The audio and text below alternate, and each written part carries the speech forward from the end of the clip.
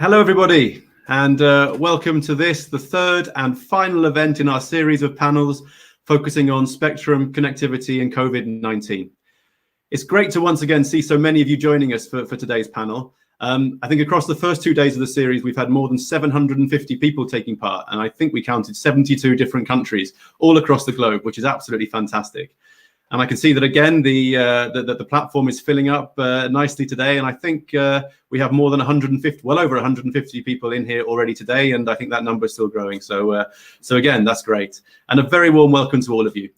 We really do appreciate everyone's participation. And we're looking forward to hearing from many of you during the Q&A session for our panel. And of course, later on today in the Have Your Say session, where those of you who have joined us for the previous two days will know, all of you as the audience have the chance to bring your video and audio feed live and join the debate. So all that is to come shortly. But over the last 2 days, we've looked at how COVID-19 has affected a number of different areas in the communication sector, and how countries all around the world have been working to try and keep plans on track for things like spectrum awards, for the preparation of WRC 23. And we've also looked at the work that has been done to deal with the unprecedented level of network traffic that's being seen at the moment, and to ensure that crucial connectivity services have been kept live. One thing to just quickly mention, if you did miss any of the last 2 days discussions that we've had, then don't worry. All of the sessions have been recorded, and the recordings are now available via the Forum Europe Twitter and YouTube accounts. And you'll also find links to these in the reception area of the event platform. So I think through all of the discussions that we've heard so far, one recurring theme that has come up continually during both the panels themselves and also in the comments and questions from you in the audience has been that of 5G. So we're delighted to today have the opportunity to have a whole panel to focus specifically on the issue. We're going to be looking at the challenges to 5G rollout that are posed by COVID-19 and the work that has been done to tackle these and to keep timetables on track. In addition, we're going to explore how 5G can and is helping in the fight against this global pandemic, and at the extent to which it can be part of government's plans for economic recovery going forward. So a lot to cover, and we have a fantastic panel of experts to discuss these issues, who I'm going to be passing over to very shortly. But before I do that, I wanted to start by once again saying a big thank you to all of our sponsors and partners for their support of this event. You'll see all the logos appear on the screen just next to me now. And we really are grateful to each and every one of you for all of your support and for your help in making this event possible. So thank you very much to all of you. I also wanted to mention our hashtag for this event. Once again, today's proceedings are being streamed live on Twitter and on YouTube, as well as on the event platform.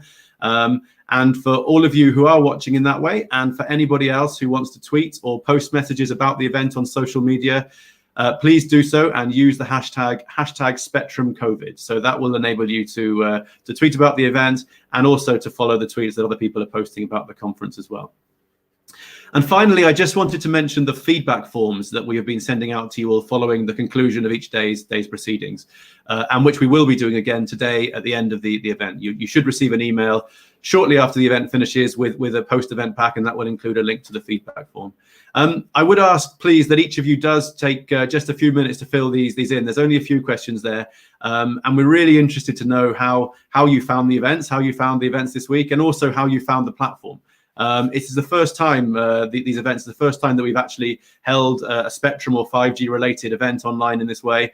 And we really are keen to hear from all of you and how you found the experience. So please do fill in those forms and let us know what you think. So on to today's sessions. As I mentioned at the start, the focus for today is on keeping the delivery of 5G on track. And as you will see from the screen here, we have an excellent panel of experts discussing the issues. And we're going to be hearing from those very shortly. And then following that, we're going to move on to the Have Your Say session, which will be the opportunity for all of you to come live onto the screen and give your thoughts on the issues as well.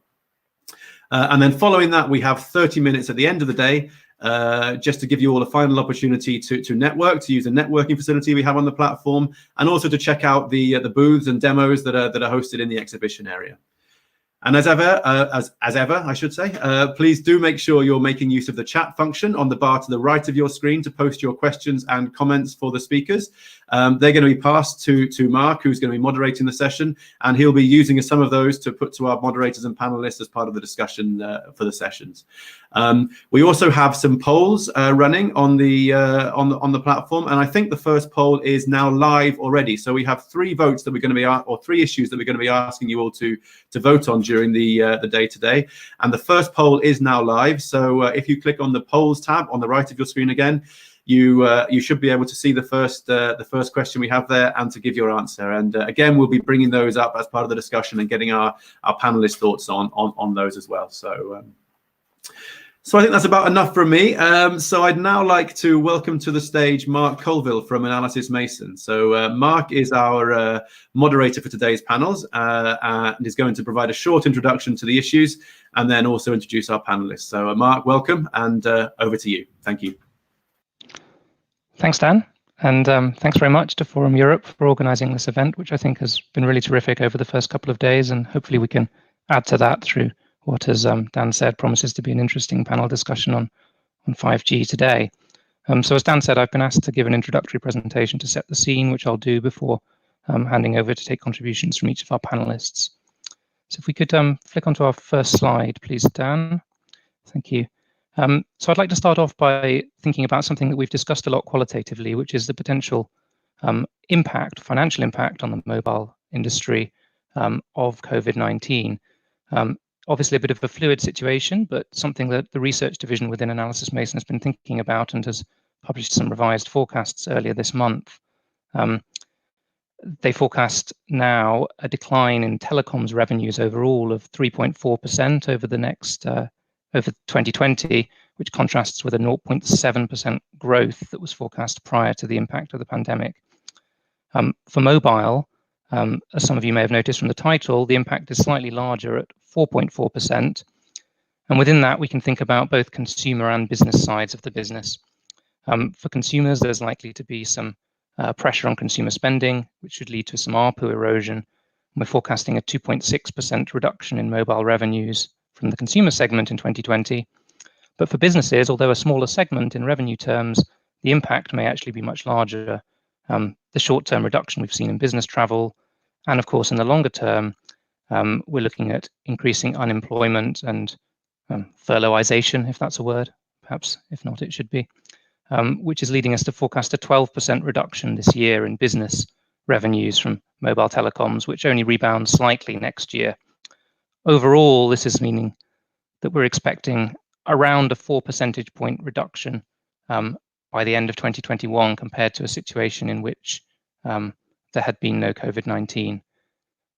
This is revenue. If we think about profits, that's of course also going to be impacted, although perhaps to a slightly lesser extent, because operators may be able to some extent manage their costs through scaling down OPEX where possible, or perhaps deferring some CAPEX, particularly discretionary spend. So we're perhaps looking at more like a 2 percentage point EBITDA reduction.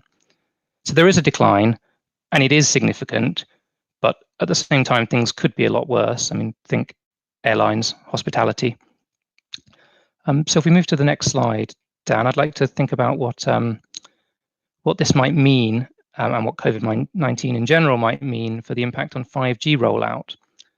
Well, in the short term, there are bound to be some constraints on building and upgrading of sites owing to lockdowns. And also we can expect a degree of supply chain disruption for ICT hardware and for electronics, not least because China was one of the early epicenters of the epidemic, even though processes are being put in place to mitigate that impact now, like Huawei, for example, reopening its factories in China in February. Moreover, there's also been delays in finalization of specifications for 3GPP release 16, which of course underpins full standalone 5G operation, and therefore there may be a knock-on effect on availability of suitable equipment for realizing some of the 5G use cases that is commonly talked about. And finally, in the short term, there's also a postponement of some significant potential marketing platforms like the Tokyo Olympics, where Japanese operators have for many years talked about using the Olympics to showcase the impact of, or showcase some of 5G use cases beyond EMBB. So I'm thinking things here like 8K virtual reality or other smart city applications. In the longer term, though, the main effect is likely to be the wider economic implications and the recession. And although telecoms is perhaps less affected than many other industries, as we saw on the previous slide, there is still an impact. And that's likely to make it harder for operators to raise money to finance 5G deployment. It's likely to lead to them having a desire to preserve some cash in the face of financial uncertainty, which is likely to continue for a while. So things like discretionary spend, particularly for network upgrades or 5G, may of course be impacted. And finally, and I don't want to dwell on this, but there are of course some threats posed to 5G by the seemingly growing anti-5G sentiment amongst the minority of the public, including, sadly, attacks on some 5G infrastructure and indeed some infrastructure that has nothing to do with 5G. It is a threat and it's one of unknown scale, but perhaps also it could be an opportunity if we can see governments, as they in some cases have started to do, rallying around the industry and helping to debunk particularly some of the more outlandish 5G conspiracy theories that we've seen. We move on to the next and final slide, please, Dan. Thinking here about what governments and regulators might be able to do to mitigate some of these negative effects. Of course, short-term facilitating rollout in a lockdown is not something that can be impacted greatly. What we have seen is a lot of temporary spectrum assignments that we've talked about a little bit over the last 2 days. And this can be good, particularly in a cost reduction sense, or to the extent that they help operators to reduce costs now to perhaps bolster investment appetite slightly later. But if we're talking about 5G spectrum, it's probably a bit complicated. Regulators, in my view, understandably, are probably a bit reluctant to assign too much 5G spectrum in the short term on a temporary basis, because they know that they may have to then withdraw those temporary licenses to issue on a longer term basis and lead to a service disruption in doing so. Similarly, operators may be reticent to invest in deploying equipment tied to spectrum that they may not have access to for very long. And thinking about the longer term applications or longer term assignments of spectrum, we talked a lot yesterday about auctions and how there's a delicate balancing act here. Delaying auctions isn't in of itself going to expedite 5G rollout, but if a delay allows operators to be on a firmer financial footing, have a more certain financial future, be able to judge spectrum acquisitions more precisely, then perhaps a short-term delay in auctions could facilitate a longer-term speed up of 5G deployment. The other aspect with auctions, of course, is what operators have to pay for spectrum licenses. And we talked yesterday about how prices should not be excessive. And the nature of auctions is such that the outcome should be dictated by the market value of the spectrum. Now, in that context, not setting reserve prices too high or indeed artificially restricting the supply of spectrum to push up the market value is important. Moving on quickly, because I realize I'm running out of time here, coverage obligations is another delicate area tied to auctions, and it's one that we need to think about in this session. Relaxation of obligations may help operators financially, but if the objective here is to keep 5G delivery on track, it may be a slightly strange way to go about it by relaxing obligations to roll out. One way to think about this is perhaps as a trade-off with auction revenues. Setting coverage obligations is perhaps good, but not when they're paired with high reserve prices. What we don't want to do is be forcing the market to undertake rollouts that it can't really afford to maintain. Finally, there may be some longer term initiatives that can help MNOs to reduce costs, and regulators may have a role here in helping to facilitate some of those. I'm thinking of things like active network sharing, where favorable regulatory views may allow operators to save costs and save money in order to help expedite their 5G rollout and save money for investment in that. With that, I'd like to end my initial comments, and I'd like to pass over to our first panelist. He'll be familiar to many of you. This is Andreas Geiss, who's the head of unit for spectrum management at the European Commission. Over to you, Andreas. So thank you very much, Mark, and good afternoon, ladies and gentlemen. Let me start by saying that, of course, the telecom networks will be needed more than ever in the context of this crisis. I mean, we see it ourselves in terms of the home office, in terms of this conference, online retail, entertainment, and so on. We've just heard from Mark about what the network operators how they will be affected by the crisis. Now, let me start with a sort of high-level view in terms of where we want to go after we have an exit strategy and come to the phase of economic recovery. The Commission and the Council has a roadmap for recovery, and that states that green and digital transformation will play a central and priority role in relaunching and modernizing our economy. In particular, investing in digital technologies and capacities will help create jobs and growth. Also, our leaders say that technological sovereignty is now even more important. And I think if you think about that sort of overall picture, it's clear that 5G will play a very important role in economic recovery. Just think of the new business cases that we have always talked about when we talk about 5G, about higher quality of service, reliability, and also new opportunities, innovative opportunities. So I think delay in 5G rollout actually harms economic recovery. I think that's the first thing we should keep in mind. So what can we do to keep things on track? Well, I'd like to dwell on two things. First of all, funding, and then 5G awards. Again, at the higher level, when we talk about funding, our political leaders say that for economic recovery, the multi-annual financial framework of the EU, which is currently being discussed, will be an important tool. They're discussing a front loading of expenditures during the first 3 years of the 7-year frame.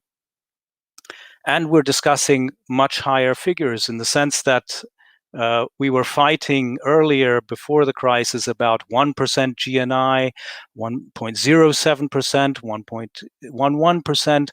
Now we're talking about 2% of the gross national income for the MFF.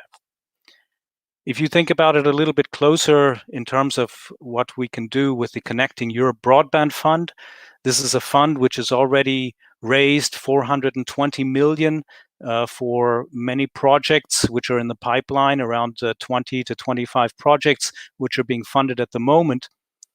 And in order to provide, let's say, the necessary agility and preparedness for post-COVID-19, we're looking into what can be done in order to extend that fund. Reinforced fund could enable gigabit connectivity and investments and support also the telecom sector. So this will be important. The other point that I mentioned was the 5G awards. You know that, or many of you know that there are deadlines in the UHF decision and in the Electronic Communications Code for making the pioneer bands available for 5G. So we're talking about mid-2020 for the 700 megahertz band and end 2020 for the 3.6 and the 26 gigahertz band. Now, the Commission does not see any need to change these deadlines. There is a possibility for giving justification for delay based on force majeure.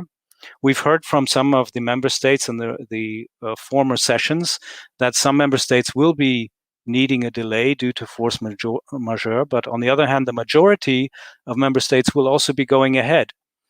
I've been speaking to the member states as well, and I think the member states realize that delaying award harms economic recovery. And in a way, you know, it would be shooting yourself in the foot if you delay beyond what is absolutely necessary. So we don't think that there should be unnecessary delays, and also no national delay shall affect plans of the neighboring member states which want to go ahead. As you know, the member states have quite some leeway on authorization conditions within the frame that is put by the Electronic Communications Code.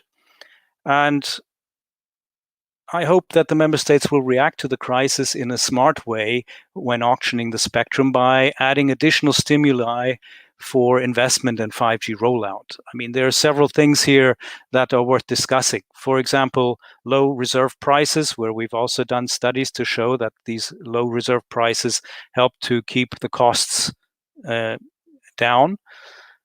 Also, no spectrum reserves for military use, for example, in the pioneer bands, in order to avoid artificial scarcity, which then causes prices to go up in national auctions. I would also ask to think about that successful bidders in auctions could make their payments in installments over 5 or 10 years, instead of having to pay the lump sums upfront in the auctions. And finally, I would also think it's useful to contemplate that the money collected in the auction could be reinvested directly into the rollout of broadband networks. I think that is also something that has been tried out in some of the member states, and certainly something we could look at. There was also an interesting idea I heard yesterday when listening into the discussions with regard to the 26 gigahertz band and whether we need auctions in this frequency band at all. At least we're talking about local use. We hear from the member states that in their public consultations, there's a low demand for the time being. And the code already provides for issuing licenses based on a, let's say, first come, first serve demand that could come out of this. And if there's a low demand, I think the question to be discussed is also, why would we need to have an auction here? So let me finish and finalize at that stage my introductory remarks, just to say that the crisis lets us really see how important the telecoms networks really are now and in future. And I think that probably this quote from Winston Churchill is probably being used a lot these days, but I think it fits very well here as well. Never let a good crisis go to waste. So thank you, and back to you. Thanks very much, Andreas. It's very interesting. If we move straight on to Filip Mike, who's the head of Spectrum at Ofcom, and we'll come back to questions for all the panelists at the end. Thank you. Good afternoon. It's always interesting to follow Andreas, and especially as he quotes Churchill. I think we are in unprecedented times. It's strange and different. The conference is taking place from people's home offices, or in my case, the living room. We've got people all around the world participating in an event of which nobody's traveled to.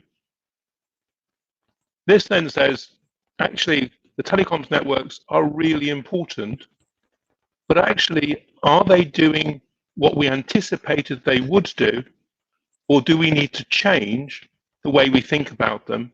And actually, what is important in the spectrum allocation for doing it?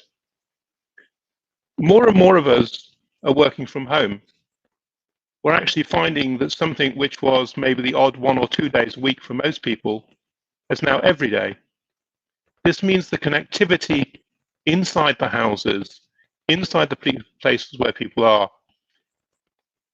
is more important than previously we might have thought it would be. In-building coverage has always been important, but actually now it's important to actually get the solutions in the building to deliver. Does this then say that actually Wi-Fi and 5G are now going to compete in a different space for the home office, for the areas? For industry, they will be looking as we come out of this to make efficiencies, to make things better, to make things work. Will we then foresee people starting to build mobile inside the building at a much greater rate than previously existed? So should we get the very high frequency spectrum and the other spectrum inside the buildings, onto the campuses, on the private networks to enable that to work in there? So therefore, what we thought 5G was going to be, will it be slightly different as we come out of this? Because our experience of working in different ways has changed. Here in the UK, we've actually, all 4 mobile operators have launched 5G and are rolling out across the country. At the moment, some of the rollouts are delayed, and we have had some people going around setting fire to masts because they think madly that actually 5G is causing the virus, or actually then people just don't like 5G and think 5G is dangerous. We've been taking action, others have been taking action, and we need to make sure that people's acceptance of the new technologies is built into what people think, and that people believe that new technologies will give them new benefits as they go forward. It is important to get the spectrum out to people. It is important to build the networks. The economic growth of all of our economies depends on the networks being built quickly and fast. And like other regulators, we continue to look at how we can help and assist the operators doing it. People always have new ideas of what they should do. We've here had networks where people have been sharing. People actually had some active sharing in it. People then look and see, in the world of the future, as the technology actually needs you to control your antenna systems and others more precisely, is active sharing the right solution for those sort of things? People have been talking about, in various places where there's really high capacity demand, should you do a new way of doing it? Should you have only one person building? We then have to ask ourselves about, what's the competition we're trying to drive? How do we make sure that everybody gets the experience they want? And I think what we need to look at is, what is the problem we're trying to fix? And therefore, what is the solution? And as people have heard me from before, I always find there's so many people with solutions busily trying to find the problem which they're their answer to, but it's a fantastic solution. I think 5G will continue to be rolled out. We might see it go slightly slower than we thought it should do. And actually, we might see it changing, because what we're learning is what people want and what people need might be slightly different than we said before. An awful lot of the applications we said before were about people traveling around and doing things. And as we've seen from the airline industry and others, people may not be traveling in the future so much. People actually might be commuting by telecoms and using telecoms as doing that. And if that's the case, how do we make sure they've got secure, strong networks in the places where they need it, which is in building? We also need to make sure that none of our economies are now left out in the digital divide, and therefore building into remote parts of our country to enable everybody to have the ability to participate and do the things they want to do, whether that's education that's now being delivered online as schools are closed, whether it's entertainment, or whether it's just participating in the economy by buying, doing their work, and everything else from where they happen to be. So I think for all of us, the challenge of the future is, how do you look at this crisis? How do you say, what is it now telling us about the industry of the future, and how do we build that? Thank you very much indeed.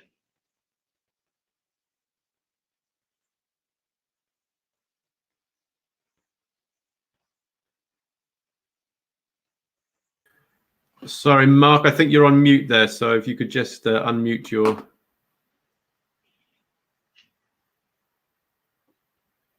No, we can't hear you there.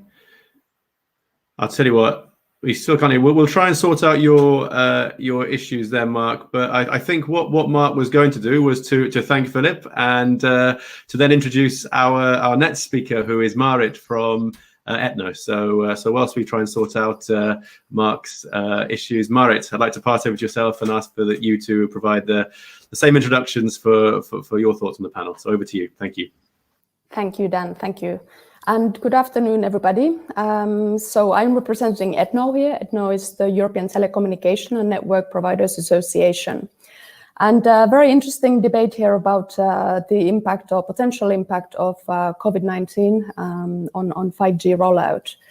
First of all, as already Andreas as well said, of course, this current crisis has highlighted the importance of digital communication and also the importance of telecommunication industry. And this applies for businesses, for public sector, also the healthcare sector, of course, and individual users. And in effect, digital communications during the crisis have become an essential service, because we have been so limited to use other ways of communicating and working and getting schooled and so forth. So while the impact of the crisis on our industry is, of course, manifold, and we heard analysis Mason there give quite a comprehensive snapshot of that. What I would like to emphasize here is that the telecommunication networks, nevertheless, have largely, by and large, remained stable during the crisis. And I think this is a very good sign on the state of the digital infrastructure we have here in Europe. And of course, during the crisis, we have faced changes in user behavior, which are reflected in the data traffic volumes and also patterns. So we think that that's an excellent, that's very good news for Europe. Now, going into the impact on 5G. So I think the health crisis has in fact tested the digital communications ecosystem as a kind of holistic system. So not only have we been tested in terms of the capacity of our digital infrastructure, but also the digital readiness of European users has been tested, whether it's SMEs, whether it's public sector or citizens. And also, interestingly, I think the existing policy framework in some ways has been tested. So we have seen various policy discussions bubble up in the Brussels sphere in the last weeks and months. And I think that when we think about the impact, we should be taking into account all these aspects in this analysis, and also when we think about the recovery and the way forward. So from ETNO's side, of course, our members are fully committed to delivering 5G. And the development, as many of you, of course, you well know, the use cases, the different trials, also commercial rollout of networks started already last year. And we already, by the end of last year, I think had a couple of dozen commercial networks in Europe, which is excellent. And we, of course, are totally and fully planning to continue this work during the crisis to the extent possible, but also then in the aftermath of the crisis. Now, it was mentioned, of course, that there are some external factors that are outside and beyond the hands of the operators. And Andreas made some good points, and also Mark in the beginning about the spectrum auctions. And also, of course, there have been some operational limitations during the crisis related to workforce mobility or indeed equipment availability.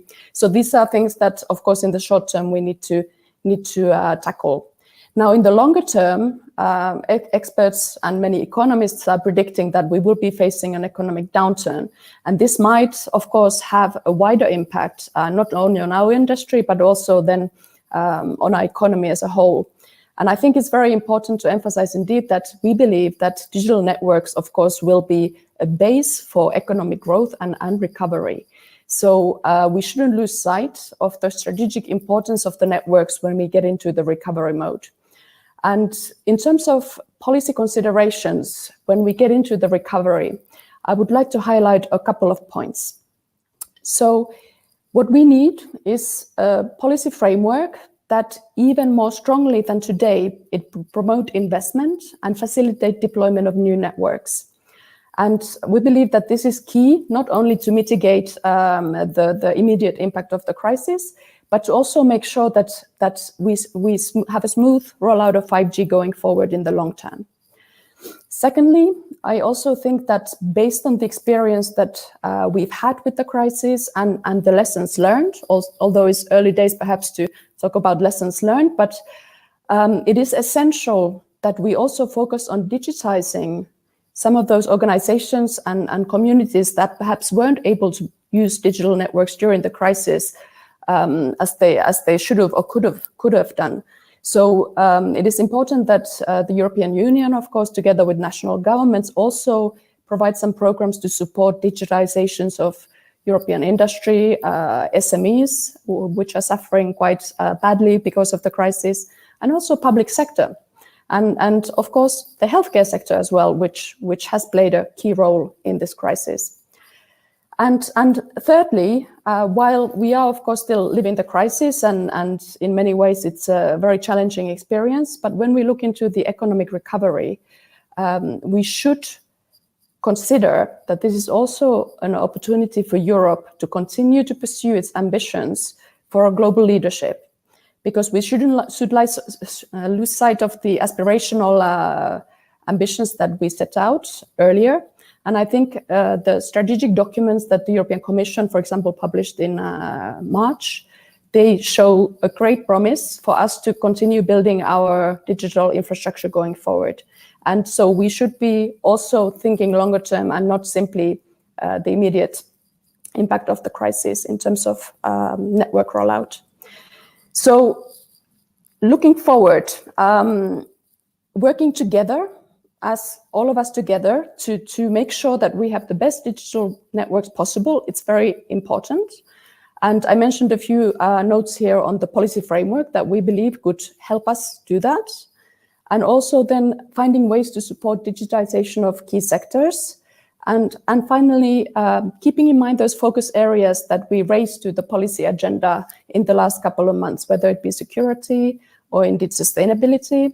These are very important as well to support then the deployment of performant and resilient networks, and ultimately also then to deliver best value to the European economy and society. So thank you. I will conclude here.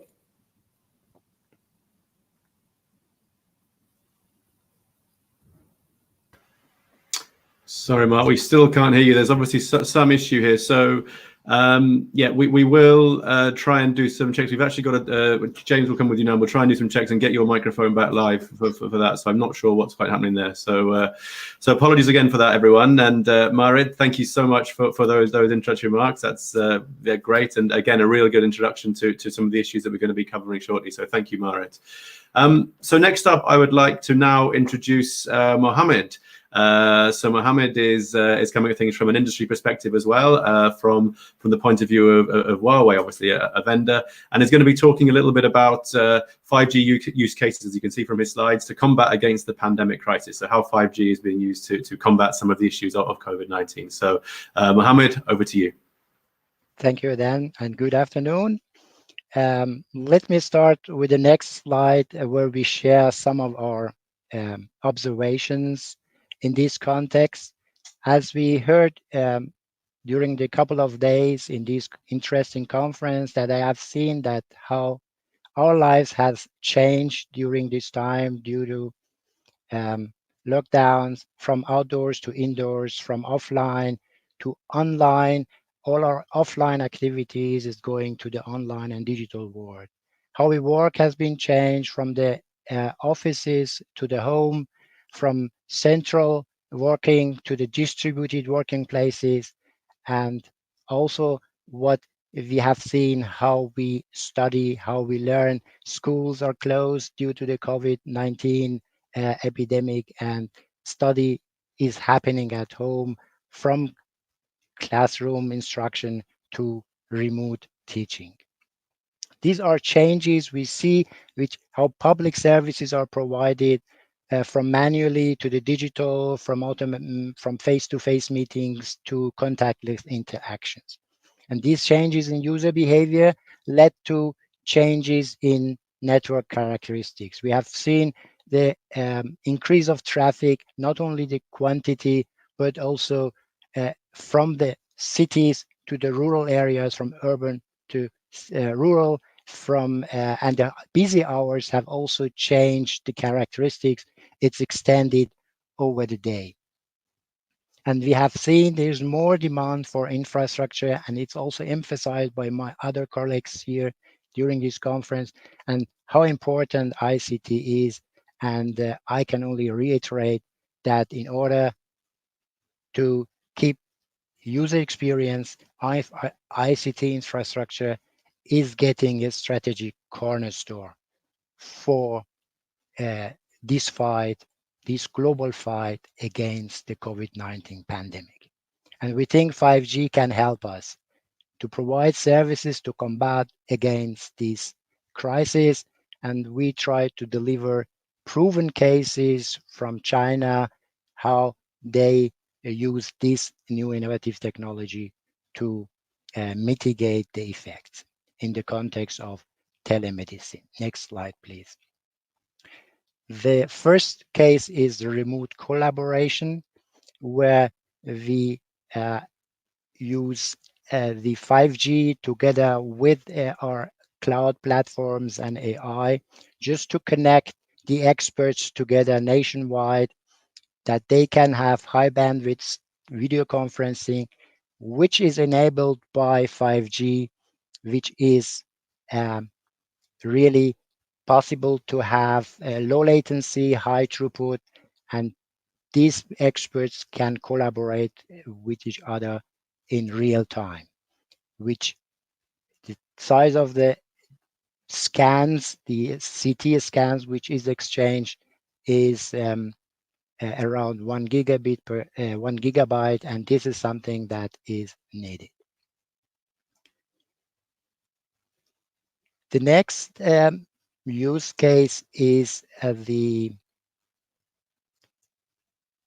next slide, please, is the medical robots, where we use robots to reduce doctor-patient contact, to, for example, to have remote temperature measurements, delivery of medicines, and this is again in collaboration with the cloud platform and AI algorithm, just to support the seamless service provisioning in that area.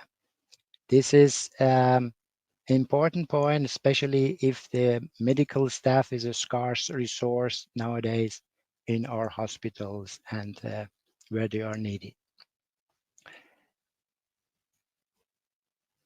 These robots can move independently in complex hospital environments.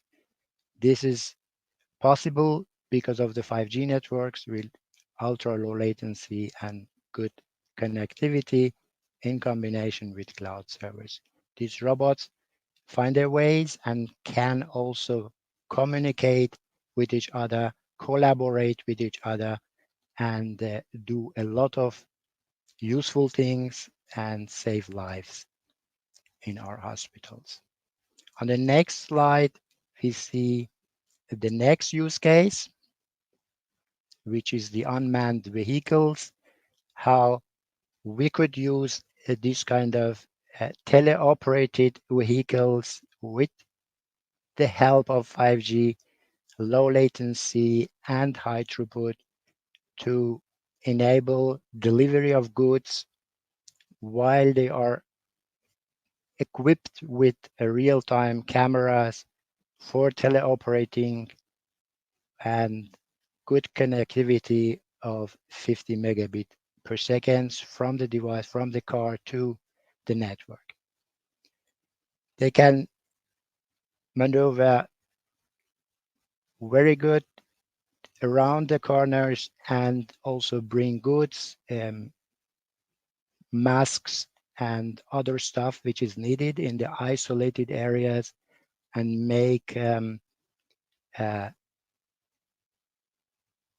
the efforts of the medical staff to the better way. So this can also reduce infection and save lives. There are just 3 of many use cases we can see, and is a proven cases that show 5G can help in these areas. On the next slide, I'd like to share with you some recommendations for Europe where we operate. And this is important, I think, that for the governments and regulators, how they could help to develop policies and measures to facilitate the rapid expansion and upgrading of ICT infrastructures. This is in the context of access policies or incentive measures to ensure the deployment of ICT networks. For example, supporting site acquisition, site approvals, policies for integration of the ICT technology, innovative technologies in vertical sectors, healthcare, education, logistic, production, manufacturing. All of these promoting network upgrades to satisfy these huge traffics for the short term and the others for the long-term perspective. In general, we need also to build the public opinion to help people gain a correct understanding of emerging technologies like 5G, AI, and eliminate any other fake news. And the governments also could help by funding, as we heard, or temporary lower taxes on ICT infrastructure and so on. But what we recommend as a technology provider here for future is to plan future-oriented resilient networks, which is the foundation of our society in future. And this means ultra broadband networks. We suggest 5G and fiber optics networks, simplified networks, and intelligent networks in the case of operation and maintenance and automation. I'd like to close my introduction by our mission and vision on the next slide, which is bring digital to every person, home, and organization for a fully connected, intelligent world. This is our contribution as well way to digital divide on this world. Thank you very much. Thank you very much, Mohammed. And yeah, that's again a great insight, coming at it from a slightly different perspective and looking at the role that 5G can play in helping to I suppose tackle the pandemic that we all see ourselves in at the moment. So thank you very much for that.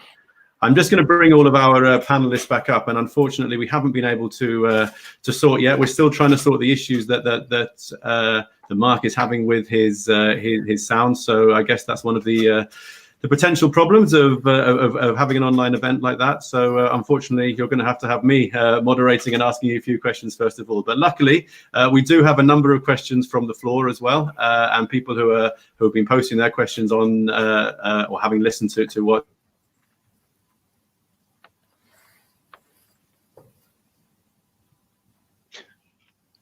And Dan's gone quiet.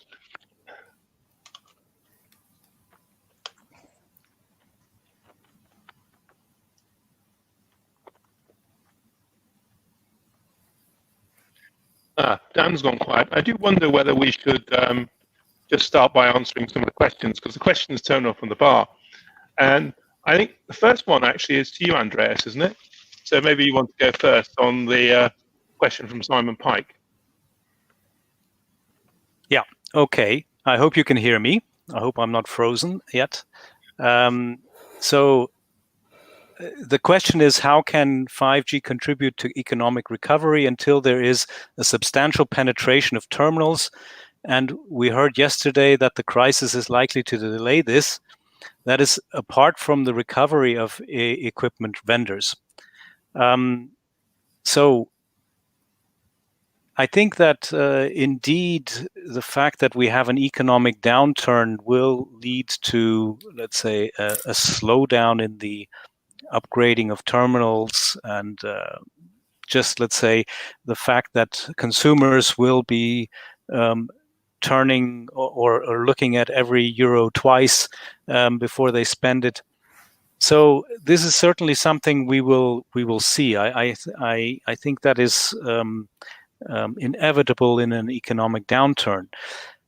I did say in the start that what is important is that we make 5G part of the economic recovery. And there is not only, let's say, the element of terminals, let's say, for the consumer, but also the element of terminals for businesses. And 5G was all about businesses and new, let's say, business cases. I think that one way that we could go is to ensure that all of these new business opportunities actually lead to a quicker economic recovery, so that they actually do spur more let's say, spending again, and so that maybe the first wave will not be the consumers, the regular consumer buying a terminal, but rather the businesses who take up the new services that some of them we've seen here, so that they actually then lead to a quicker economic recovery, and then we see in a second wave, let's say, consumers buying more equipment. So this is at least an idea of how we could get and profit from a, let's say, SMEs and also other verticals, as we call them, using 5G services first and then leading to economic recovery, so that then also hopefully later, at a later stage, the economic recovery, or let's say the penetration of terminals in terms of the consumers, will pick up. Maybe I can also comment on it, actually, because I think, as we started from, there's a tendency for us to think of mobile, and often just as people going to buy the latest generation of mobile phone and doing that. And I think one of the things we need to think about going forward is maybe that's not where the main aim of 5G is. Yes, of course, people have phones and expect the new things to happen. But people have been trialing health applications, not just the things on your smartwatch that most your pulse rate and things, but actually things in people's homes, the people who actually can't go out, and a way of keeping in contact with them, and a way of actually monitoring what's going on. And maybe what we'll find through this is actually now, whilst those applications before people were always wondering about what the business case was, people will now say, actually, the business case is because people might be stuck in their homes. We might need to monitor them. We might need to be able to give physical, social contact to people we can't actually go and talk to and see. And so some of these applications, I think, will come to the fore. And actually, on the basis then that they are devices and not mobile phones, the economics of them will be different. I think on some of the things people have talked about, there's been a lot of effort, in particular about motor cars and other things. Actually, maybe some of those things will come later now, because we're concentrating on other things where we actually want to either fix a problem or stimulate investment in industry where it needs the new applications to make its cost base different to enable the new business models to take place. So I think, similar to Andreas, we need to think differently about what we thought it was before, and maybe it's not just the latest generation of Wizzo mobile phone. I'm bad. Apologies. I think I dropped out for a minute. Second, Mark, is your sound okay now? Oh, I can hear you perfectly. I don't know hear if you can hear me. You don't know how relieved I am to hear you now as well. So that's great. So I'm going to drop off, and I will leave you all to it. So thank you, and apologies for that, everyone. But I think it sounds like we're back on track. So I'll drop out and back to you, Mark. Thank you, Dan, and apologies to our speakers. I don't know quite what happened there. It's the first chink in the armor that we've seen with this platform, I think. But anyway, I'm afraid I did miss some of the contributions from Marit and Mohammed and the discussion since. So apologies if I go over old ground, as it were, here. It sounded like you were discussing the changing nature of 5G demand and the fact that there may be more indoor use cases than were previously thought about. Picking up on something you said actually in your presentation, Filip, do you think that changing nature of demand towards more indoor applications might expedite the requirement for 26 gigahertz, particularly, given particularly what Andreas was saying about the fact that many member states are saying that there's been fairly limited demand from operators for it up to this point? I think that's an unbelievably interesting question, because in the UK, we've already made 26 available for use in buildings to enable enterprises and others to use it. And I think I see that people will want to use that because it will give them the very high bandwidth that people need to do some of the applications with some of the big industrial stuff they're playing with. The other question, though, and I think one of the questions that came up about Wi-Fi and 6 gigahertz band and things like this, is actually some of the applications now are actually in offices and people's homes. And where people have very good connection through a fixed network into their home, and hopefully in other rural parts of the country will get better and better, people will need higher bandwidths to run a lot more of the applications in their homes. And I think that's where 5G and Wi-Fi will start to see an interplay between the two of them of what gets built into the hubs people use to do it. And so I think as we go forward, some of the in-building applications will increase. I think 26, yes, certainly very much in the industrial areas. And I think in people's homes and offices, we might see 26 coming later. But I think there we'll see something competing between Wi-Fi and 5G as the hubs that people use different technologies to do it. And to answer Dean's question, we're already progressing with the making available the lowest part of the 6 gigahertz band for Wi-Fi as well, to give the extra capability needed for that. Thank you. And Mohammed, maybe if I could come to you on that. Do you have a perspective from the vendor side on whether the use case and the requirement by operators for 26 gigahertz might be accelerated? You mean for the indoor applications or in general? Well, I mean in general, but perhaps catalyzed by the increase in requirement for indoor applications. Yeah, I mean the market will define actually at the end. That means the customers what would be the successful model for these. But as for sure, 26 gigahertz, 28 gigahertz, they have enough capacity, bring enough capacity for all applications mentioned, and it would be a good way forward. But this the case doing that in a let's say license or a non-license or in with the other frequencies available, this is something that the market at the end will define which scenario will fit to which area. Nowadays 5G is a combination of different technologies, access technologies. That is the 5th generation of cellular technologies, 5G, at the last mile or for the mobility in the area, and for the nomadic case at home indoor, there is nowadays better let's say access technologies available in a non-license, but the market at the end will define. This is at the end also a matter of the economy which these access technologies bring. Indeed, thank you. I'm seeing now that we've got the result of the first poll that has come through. We haven't already discussed this while I was offline, I take it. Stop me if we have. But otherwise, so this question was, do you expect rollout of 5G services to be delayed due to the coronavirus?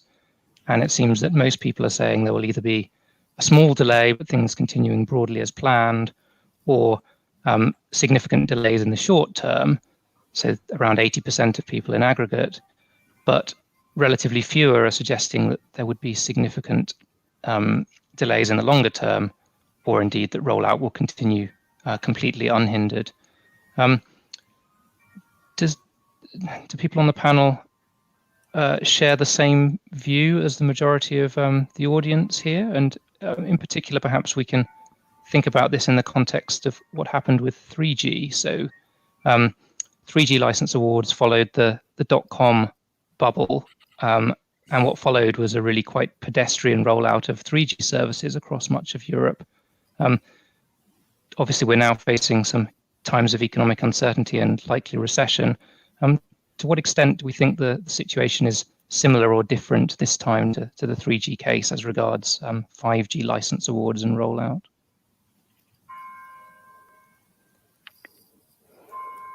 Andreas, you're leaning forward. Looks like you're about to speak.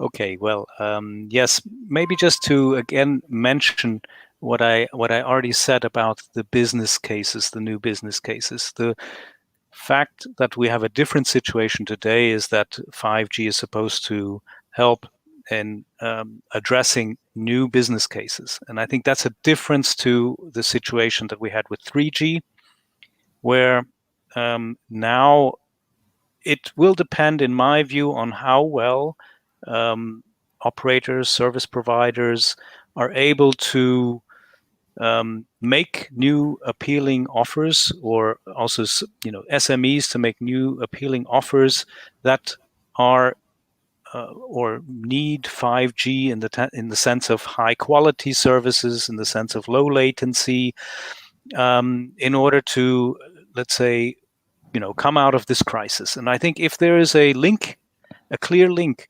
for these new businesses to use 5G, I think it will come rather sooner than later. If on the other hand there is no clear link, people will be putting off investments and doing with what they they have in order to not up their costs if there's no innovation or business potential that can be seen. That's my view. And if I may add to that, maybe I already mentioned in my initial remarks that operators, of course, from our side, there's a lot of ongoing work on the vertical use cases that Andreas was also talking about. So these are really, I mean, it's not only about the consumer market, of course, and the prediction, and I think the expectation, at least in Europe, is that with connectivity services, we would be also moving more and more towards the kind of B2B model, if you like, directly. And some of the verticals that we are currently or our members rather are currently doing pilots with and trialing with include things like healthcare. I think I mentioned it already. Manufacturing, industrial sites, transport, smart cities. So there's really a whole variety of different use cases and applications and services for 5G. And this is, of course, these trials have been ongoing, and I know that the European Commission is also tracking them very closely. So already a significant amount of progress has been done. So I think we remain rather confident that this will continue, and based on the trials, we will be seeing new business models developing, so that we can really push the demand forward. And there was also a question on a bit further earlier on the rural area connectivity. And while, this is a tricky question, of course, because in many cases in Europe, if you have a rural area which is either underserved or perhaps even totally unserved, typically these are areas where we see a kind of market failure situation. So simply there is not enough demand for a commercial operator to go and operate a network there, whether it's 5G or even basic broadband. So here, I mean, I think the crisis has indeed put some focus on the inequality between citizens and businesses who have access and who don't have. So I think policy measures, whether it's there could be funding if it's a clear market failure area, or other means, for example, allowing operators to jointly deploy networks, so to deploy different types of network sharing arrangements could be one option that would help us reduce costs of deployment. And also, I think the regulatory framework, for example, the Electronic Communication Code, provides some potential and promise in that regard, namely the articles on co-investment. So I do think that there's a kind of interesting interplay between the use cases and business cases, and also then how the policy framework has potential and promise to support those. May I add to? Can I just answer in the rollout bit one and the rural? Because I think there's two bits in to play. In the world of 3G, when we moved from 2G to 3G, we moved from predominantly a voice network to the introduction of data. Now, actually, nationwide and across the continent, we have the ability in most places to have really fast data with 4G anyway. It's already there. So 5G is giving you a new business case for a new business model for new things. So when we talk about rollout, are we talking about rollout of 5G inside factories, inside offices, inside applications where it's needed? Or do we really think that we need to roll out 5G absolutely everywhere to give it the capability of doing the stuff? And I think we need to think about what we mean by rollout in the world of 5G compared to the other worlds. Because it is feasible that actually customers get really good, excellent experience and services for your sort of moving around with your mobile type model or doing some of the other applications. But actually it's some of the other business models that need to focus the mobile capability to be in certain places. We're also moving from a world where some of the applications will be provided by people other than mobile operators. And in those cases, again, when we talk about the rollout of 5G, are we always concentrating just on the rollout in the more traditional sense of a mobile network? Or are we talking about the provision of services to the places people and applications need them to enable the services to be delivered so that people perceive it's there? I think it was just said, actually, one of the things that we see in today's world is that more and more of it is connected, and therefore we do need to look and continue to look at making sure that coverage goes to the places it really is needed, be that fiber into the rural areas or mobile provision into the rural areas to make sure that everybody feels that they're connected in a society in the way we're now living. Yes, and perhaps, sorry, I'll come to you in just a second, Mohammed.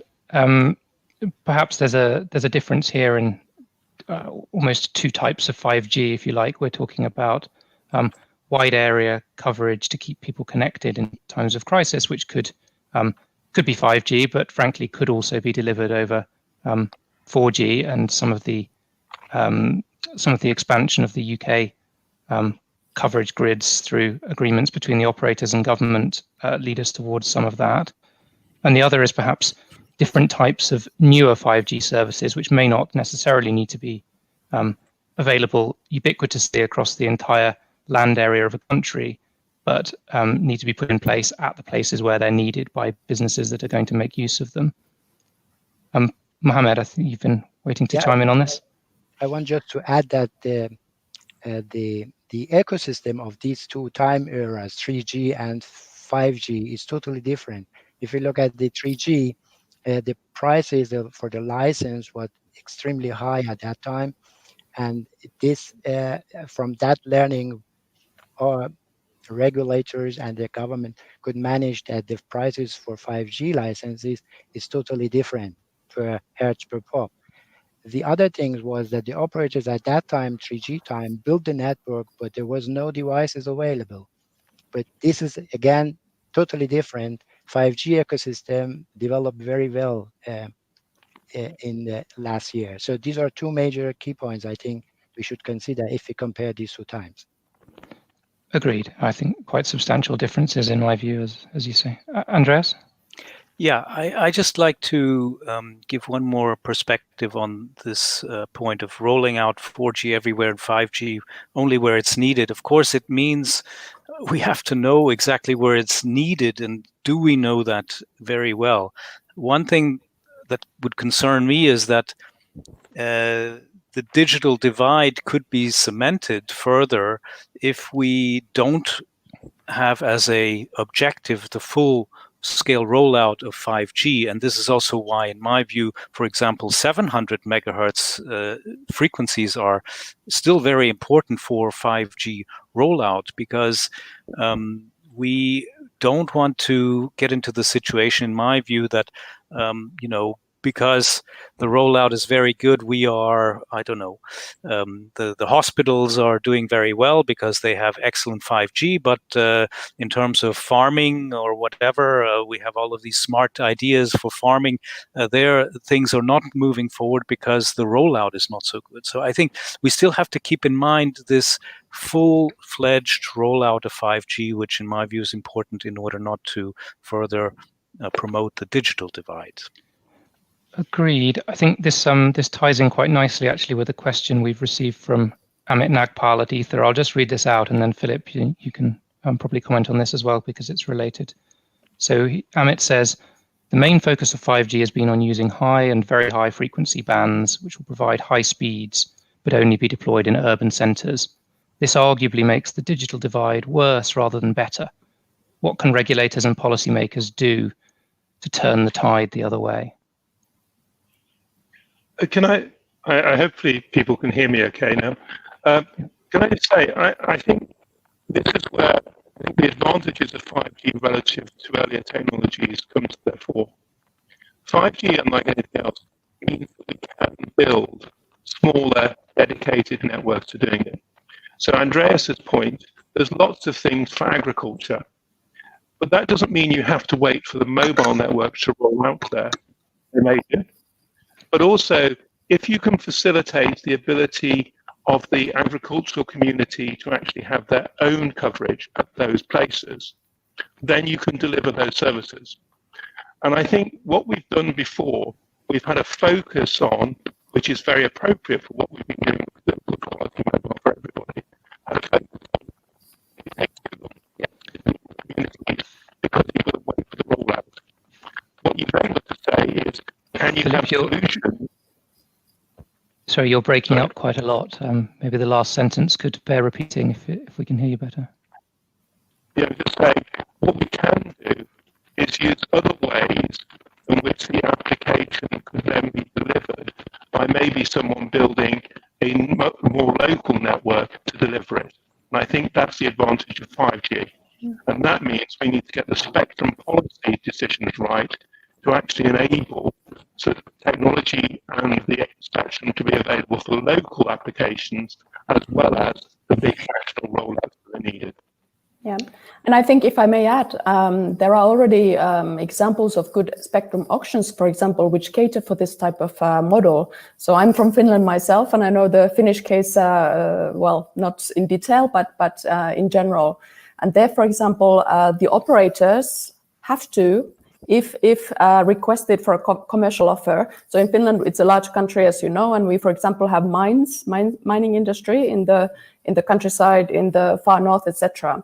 So there is an obligation whereby the operators have to, if requested, provide a commercial offer for 5G services exactly for these remote areas, to make sure that industries and communities and society, economy also in these areas functions well. So I do think that countries are trying to think about the different ways of making sure that we are reaching the potential of all the regions in each country. And especially I think it applies to larger countries, geographically large countries where you have more remote areas. Yes, so one approach is definitely around incentivizing or requiring operators to roll out services in areas where they may not have done.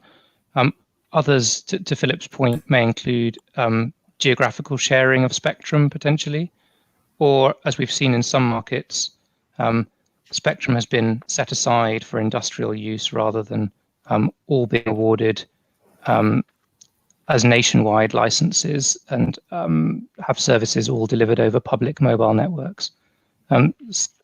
Three at least quite different ways of thinking about the problem here. Yes, Marit, from your perspective, you're presumably looking more at the nationwide public network approach, but making sure that those networks are in the right places. Well, yes, absolutely. So I think, spectrum is a scarce resource, as we all know, and it is very important that we assign it in an effective and efficient manner, and we use it effectively. So based on also previous experience, we believe that, well, operators are the ones who have the experience on deploying networks, on using the spectrum, and hence I also mentioned the Finnish example, which has been recognized as a kind of practical way of trying to ensure that we both have an efficient use of the spectrum, but also then coverage all these special cases, in this case in Finland, whether it be mines or other industries in the rural areas. And I think also, similarly, Filip was a bit alluding to the different ways of covering the rural areas. For example, the fixed wireless access, that's also another question, whether for rural areas you will have this type of hybrid solutions that will bring indeed then different ways and probably also over time more cost-efficient ways of covering some of those more remote regions. And I think certainly where scarcity of spectrum is an issue, which applies to probably all of the bands that we've traditionally seen assigned to mobile operators, all of these points would definitely hold. For higher frequency millimeter wave bands like the 26 gigahertz, for example, there's an argument that there's actually less scarcity in the spectrum, and it might be possible for some of the spectrum to be used in other ways. I think, Filip, perhaps you want to comment on what approach Ofcom has taken in this regard with the 26 gigahertz local licensing. For us, you're right. There's lots of spectrum.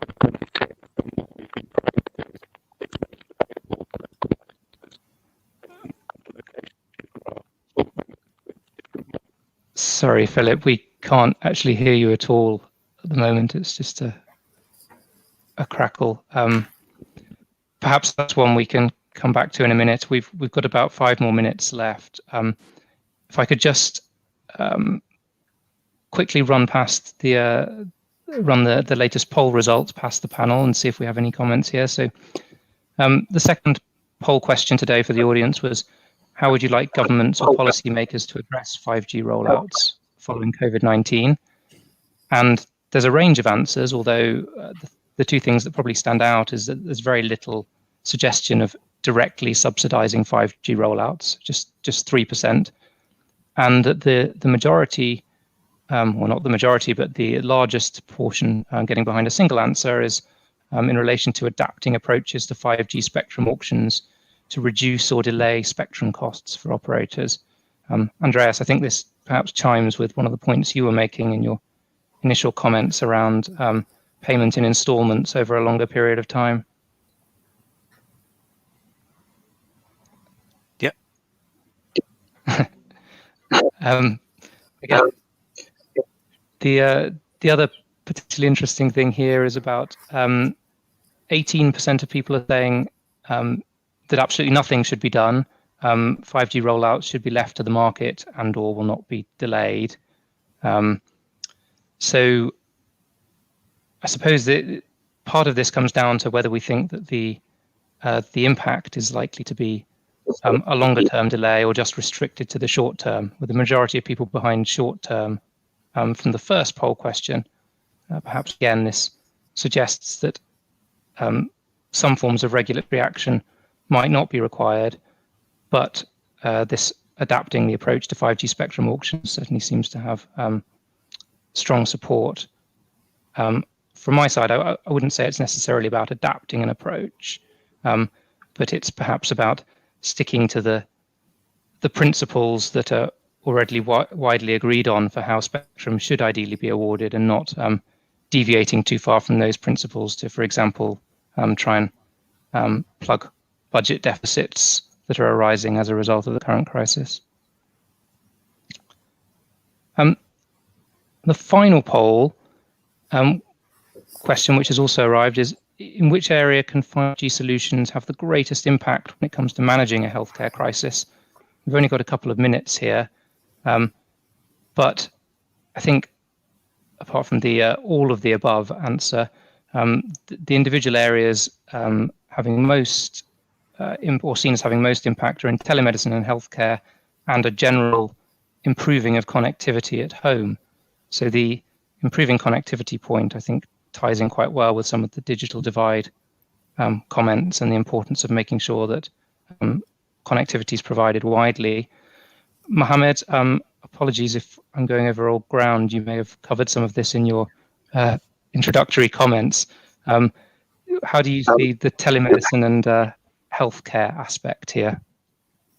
Yeah, telemedicine, as shown also by the information in the presentation, is a proven use case that help to support or to mitigate this kind of crisis, and can build up in a, let's say, an isolated network or as part of public network. But in China, for example, they managed to build a network for these newly built hospitals in only 3 days. That means the speed, time to market for availability of services is much bigger and much more efficient than the other technologies, based on the simplicity in the deployment and so on. So it makes a big difference because the technology is built based on the innovative mechanisms of antenna technology or the background, let's say the cloud technology. So this is a proven use case that can be done quickly and helps, especially in these kind of cases. But the number of the use cases which 5G can support, especially in manufacturing, in production, in logistics, is huge, and is from geography to geography different. But in this case, I think telemedicine helps in this case as much possible and save lives. This is the point. Absolutely. Thank you.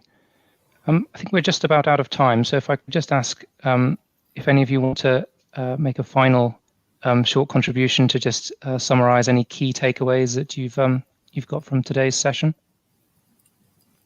And Filip, if your microphone's working, perhaps we can also hear what you were planning to say before. Oh, right. Hopefully it is working now. Much better. Thank you. I've changed it. So I've changed a different one on. I think what I was trying to say on 26 was it is useful. We've tried to make it available at a very local level to enable people to use it inside buildings, to enable them to do some of the applications. I think one of the things of 5G is we can all know the right answer, but nobody's quite seen some of it yet. So therefore you need to experiment and test and trial. And I think, as Mohammed just said, there's some things that can be done in the cloud, and therefore people can take advantage of them and tweak them. So I think we've got lots of opportunities.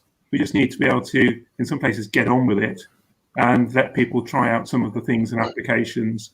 And maybe one day we'll stop talking about what they should be and actually see them, because people have actually been doing it. COVID-19 permitting. Yes, thank you. Andreas, any concluding thoughts from your side? Well, I think that the fact that it's the I hear a bit of a. I hear myself talking in the background. No, okay, now it's gone. I think that the economic recovery element and the linkage of that to 5G and how that pans out in, let's say, the next months in terms of having, let's say, interesting, innovative ideas, and I'm sure people will get innovative in these times of crisis, to basically use these new opportunities that are there.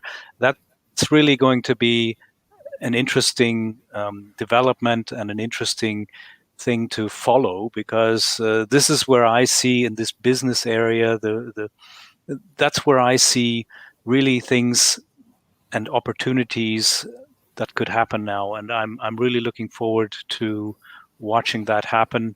And I think this will also then lead to the situation that everyone will soon see that it's important to roll out 5G as quickly as possible. Thank you, Andreas.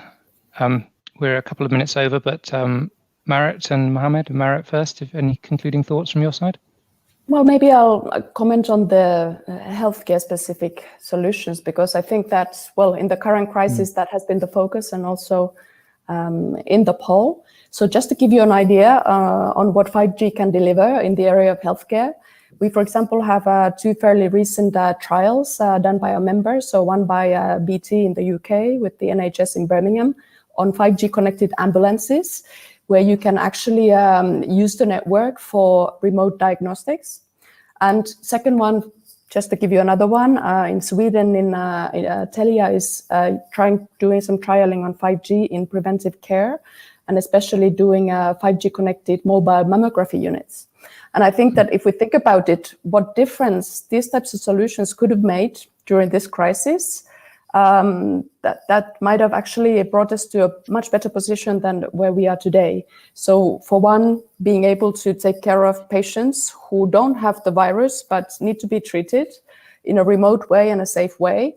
And on another hand, then to be more efficient also with the diagnostics and bringing people who are impacted in a speedier fashion to care.